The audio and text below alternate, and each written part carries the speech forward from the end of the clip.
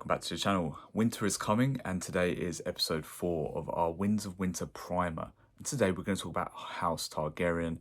Very excited to get to House Targaryen.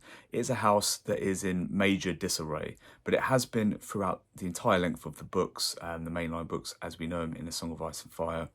Let's start with the confirmed or legitimate children, and let's start with Daenerys Targaryen. So Daenerys' last seen location was the Dothraki Sea. Now, she had been reunited with Drogon after that very climatic action that took place in the arena. Now, she was looking for Drogon. She has now been reunited with Drogon, and the Dothraki people have once again found Daenerys. So what will happen there? Will she bring Drogon back to Meereen in time for the big battle that is coming? Will she bring the Dothraki with her too? Is there going to be a side story here where we see Daenerys go and kind of reunite the Dothraki tribes first? It's very, very interesting because we know we are limited on time with Winds of Winter. It may end up being 2 books. It may end up being 1,200 pages long, but only so much that we can do. And Daenerys, you've got to be sure, has a really, really big role to play. Daenerys is going to have to return, we think, at some point to Meereen, and she has obviously a number of suitors on their way as well. Who will Daenerys marry, if anyone? Will she get the fleet she needs to move the Dothraki across the Narrow Sea? It's all very interesting, but let's talk about the other legitimate children as well. Now, Aegon and Rhaenys Targaryen are presumed dead. We are told that they were actually slain by Gregor Clegane, that he had dashed their heads against the wall, making it impossible for them to be identified. That's awfully convenient. And if you go on Reddit, I'm sure you'll find many kind of ideas on what has happened to them. Is young Griff actually Aegon Targaryen? Where is Rhaenys? Was she one of those identified murdered children? It's hard to say at this point. We're all expecting a twist along those lines to come through, but it might not actually be down those lines that we're expecting. One or both of those children may still be alive. Let's talk about Stannis Baratheon. Why are we talking about Stannis Baratheon when we talk about the Targaryens? Well, I thought this would be a good place to put Stannis because not only is he one of the 3 remaining Baratheon children and probably rightful ruler of the Iron Throne, but also he is Targaryen. Really, through his grandmother, he is like a distant cousin of Daenerys, and he does have Targaryen blood. So he has a claim on 2 sides. If Daenerys does not return to Westeros, then Stannis has a claim through the Targaryen line. He also has a claim through the Baratheon line as well.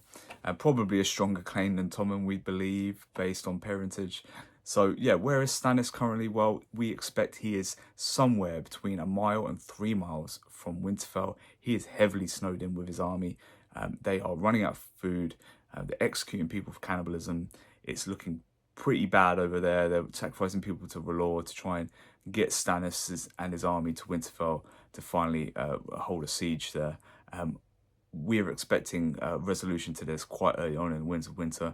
I expect this kind of northern campaign to be the main story point up north, and probably a real kind of first half of Winds of Winter opening. Hopefully we'll see some kind of conclusion there. Stannis, is he dead in the snow somewhere? Is he alive? Is he going to siege Winterfell? I'm sure we'll find out fairly soon. Now let's talk about the Blackfyre side of the Targaryen family. So after the Second Blackfyre Rebellion, we know many people were exiled from Westeros. They actually left to go to the Free Cities. A bit still formed the Golden Company, where many kind of distant relatives of the Blackfyres and several lords that supported them during the Second Blackfyre Rebellion were exiled. Now, it's very hard for us to determine if there are still Blackfyre children, legitimate ones with a claim to the throne, alive. We believe not, but I believe that is a red herring. I do believe that maybe young Griff may not be Aegon Targaryen, but may be a Blackfyre, and Varys may be using young Griff to try and install basically a Targaryen back to the throne. Whereabouts the kind of loyalties lie between Blackfyre and Varys is a bit unsure at the moment, but we can see that he is certainly cooking up something there as well. So where is young Griff, or Fagon as he is commonly referred to? Well, currently he is in the Stormlands. He is with Jon Connington and part of the Golden Company, and they are looking potentially to lay siege to Storm's End. That'd be really, really interesting if suddenly the Tyrells to their borders have, all of a sudden they've got, young Griff and the Golden Company sat there, really kind of being a thorn in the side of the Seven Kingdoms, maybe cutting off supplies of food and gold from the Westerlands to King's Landing. It could be a real power play by young Griff, and really interesting to see what kind of reception he gets from Daenerys if the two ever shall meet. Now let's talk about someone who we know probably shouldn't be alive anymore, but that is Brynden Rivers, or Bloodraven. He is a Blackfyre as well. He is a very interesting character. He's been alive for a very long time. He's a green seer. He is teaching Bran kind of skin changing as well. He is a sorcerer, really, a deeply dark character in the lore, and he is clearly pulling some strings. Whether he is using Bran for what we deem good purposes or whether for nefarious purposes is very hard to discern at the moment. I wouldn't put it past Bloodraven being a real element of chaos in this world, and his long-term love and kind of partner in crime, Shiera Seastar. Shiera Seastar is a very interesting character as well. We believe she is dead. We are given a date of her death, but we aren't told how she died. We don't get told when she was last seen. Many people believe she is still alive, or maybe her daughter or a descendant of her is still alive and affecting the world that we are witnessing in A Song of Ice and Fire. Many people believe that maybe she or her daughter are Quaithe, and we know that she also likes to dabble in sorcery, and maybe her and Bloodraven have a bigger picture that we're just not aware of at the moment. I'm strongly in that camp that something nefarious is going on in the background here, and maybe both Bran and Daenerys are being manipulated, maybe by this power couple from over 100 years ago, but this is what we're led to believe.